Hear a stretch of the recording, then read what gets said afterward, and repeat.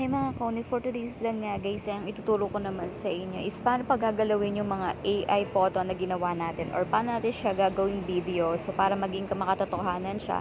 So for example guys, iyan o, yan, pagagalawin natin yung nandun sa photo. So madali lang yan guys. So ito yung una, ito yan yung pangalawa guys. Yan, yung picture lang yan guys na umiinom ako ng kape pero nagawa ko siya na gumagalaw. So paano natin yan gagawin is animated yung gagawin natin. So, punta lang tayo dito sa Google, guys. And then, hanapin nyo lang si Meta AI.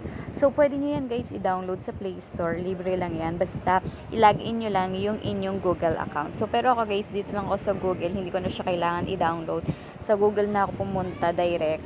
And then, nilagin ko lang yung account ko sa Gmail. So, ayan. Makikita mo dyan sa unang photo, guys, nakalagay animated my photo. Yun yung i-click nyo para gumalaw yung picture na ginawa natin. So, i-click mo lang yan, guys. And then, mapupunta yan sa gallery. So, click mo lang yung gallery mo dyan. And then, mapupunta ka na dito. So, hanapin mo yung picture na gusto mong paggalawin or gusto mong maging makatotohanan or maging video. So, ayan, hanap tayo dito. Ito, for example, guys, itong nasa underwater ako. So, para maging makatotohanan yan, is gawin nating animated. Pag na-upload mo na, meron dyang isend lang natin and then magge-generate yan ng video guys. Hintayin nyo lang, medyo matagal guys. So, kailangan maging 100% yung downloading niya. So, ayan, makikita nyo dito guys na umiikot yung nasa bilog. So, ibig sabihin yan is nagge-generate na siya. So, pag na-pull na yan is pwede na natin siyang i-download at pwede na natin siyang i-upload. Original video to guys. So, malakas humatak or mag-earn ng money to sa Facebook kung ikaw is monetize ka na. So, ayan, hintayin lang natin guys. Pakita ko sa inyo. Ayan. So, pag ganyang full na yung bilog, i-click mo lang yan guys para ma-download natin siya. So, medyo mabagal yung aking internet. So, kaya hindi pa siya nag-generate ng buo.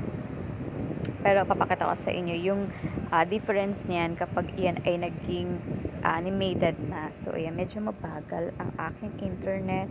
Ayaw niya mag-loading. So, ayan.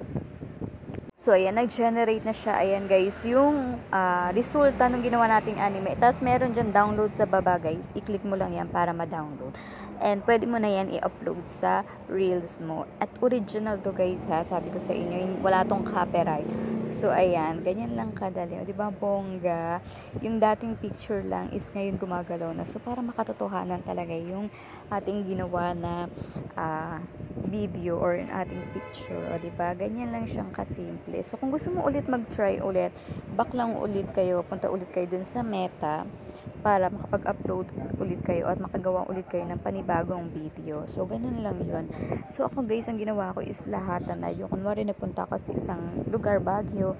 Ayan, ginawa ko siyang Meta AI, ina-animate ko siya para may upload ko, para makatotohanan na nandun talaga ako sa Baguio kasi gumagalaw na yung mga nandun nakapaligid kahit ako gumagalaw, di ba? Parang hindi nila malalaman na picture lang yun. So, ganito pa ulit yung isa. Try ka ulit. Punta ka ulit sa Meta AI and then i-upload mo lang yung gusto mong picture na gusto mo pala ulit paggalawin. Ayan. So, hanap lang tayo dito. Ito, for example, ito yung mga butterfly. So, yan. Hintayin lang natin siyang mag-generate or mag-download and then isend lang natin. So, yung pagagalawin natin yung mga butterfly, palili pa rin natin, o diba, bonggang-bongga. Ganyan lang kadali gamitin tong Meta AI na to. Basta nakalagin lang yung account nyo sa Gmail.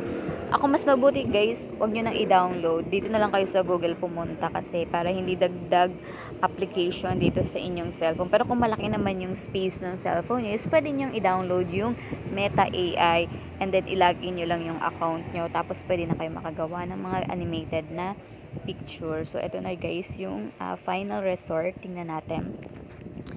Ayan.